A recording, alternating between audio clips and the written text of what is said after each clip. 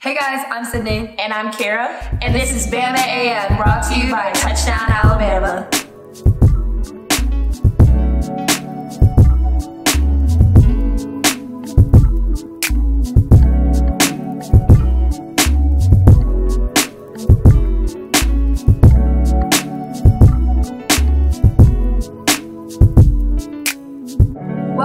The Tide rolled over yet another team, Louisiana Lafayette, last weekend, 56-14.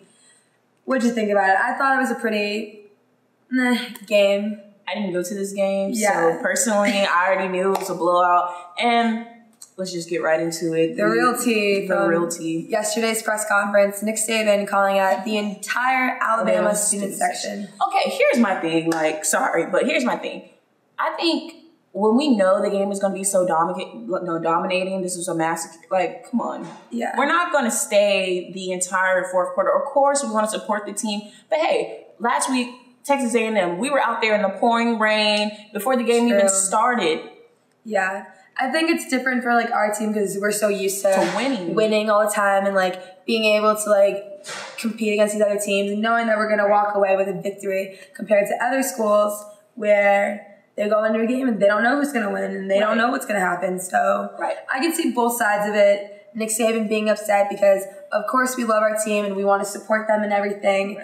But at the same time... And I just like to say, too, also, when we're at the game and you look at the Alabama sideline, okay, these football guys and coaches have water, Gatorade, snacks. A lot of students don't have that. We have to go and pay for that sort of thing, too. And also, we're in the burning hot sun. Oh my gosh, that student section can get so hot. And so I think it's kind of unfair for him to be so upset. Of course we're going to support you guys, but when it gets into these big games, LSU, Auburn, of course we're going to be there fourth quarters, whatever the outcome is, because we're coming. And then you have to think about ticket prices as well. Upgrade price for a lot of teams, Texas A&M, the upgrade price was literally $100. So, I think he needs to give more credit for the students and what we do. Of course, we love Alabama football, but at the end of the day, we are students and human beings as well. We're not football players who get all the perks that you got, that they get. It's not fair. But moving on, what were some of your highlights from the game? What did you really like seeing? I definitely appreciate how the team looked a lot stronger this week.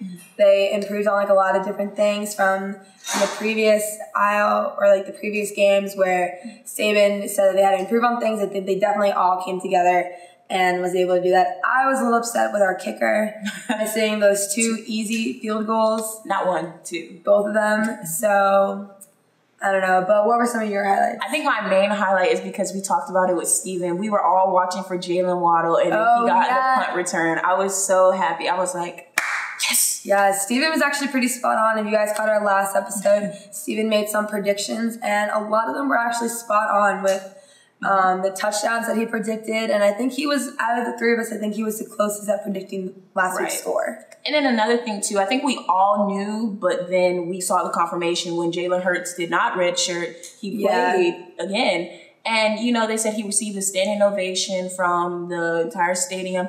And I'm very happy for him because something I like to point out about Jalen Hurts, anytime he gets into the game, he's playing his heart out. Not because, other ulterior motives, but just because he wants to help support this team and he wants to be great for this Alabama team and, earn a little more respect back after what happened with Tua being the starting quarterback. He's trying to show that he really can contribute to this team and do a lot more to help us win. Well, I don't know if you guys caught earlier in the week Tua's interview, the first time talking to the media. He had a lot to say about Jalen and how he really respects him as a leader and how Jalen's always kind of watching out for him and trying to make sure that he knows his spot on the team and bringing him up and shaping him and molding him to be a better team player. So a lot of respect for Jalen and obviously a lot of respect for Tua.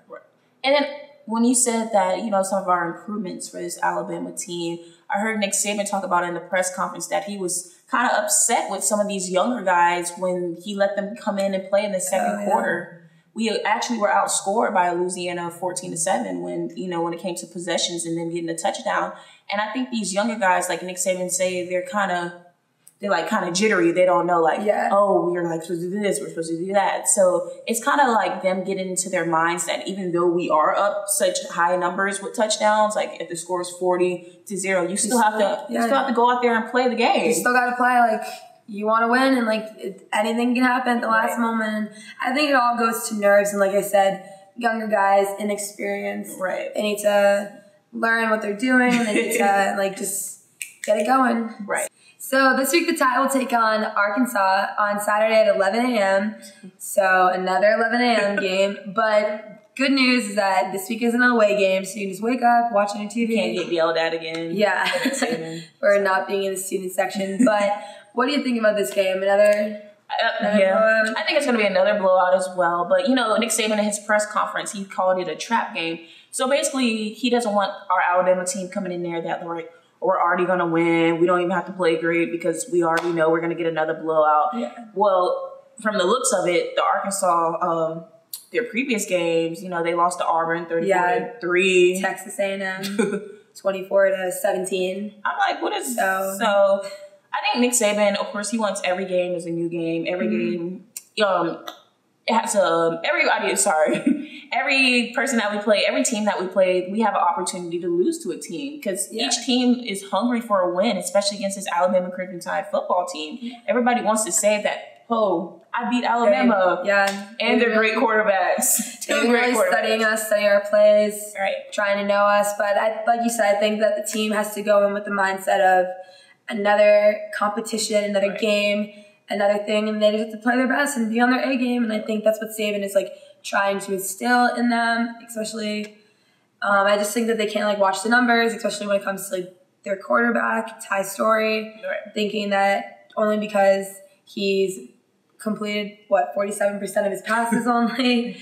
So I think they need to go in with the mindset of, you know, that this is another game that they need to take seriously. But at this point in the season, I would already claim that this Alabama team cannot be stopped. Mm-hmm. The fact that we have two powerhouse weapons, quarterbacks on our backs, Jalen and Tua, who's trying to go against that? And I think our stats are pretty intimidating as well, with all of our scores being in like the 50s and everyone else being way down there. So I would predict with this game that Arkansas State is going to do a lot of punting. We're going to stop them on third down, so I don't think that's going to be a problem.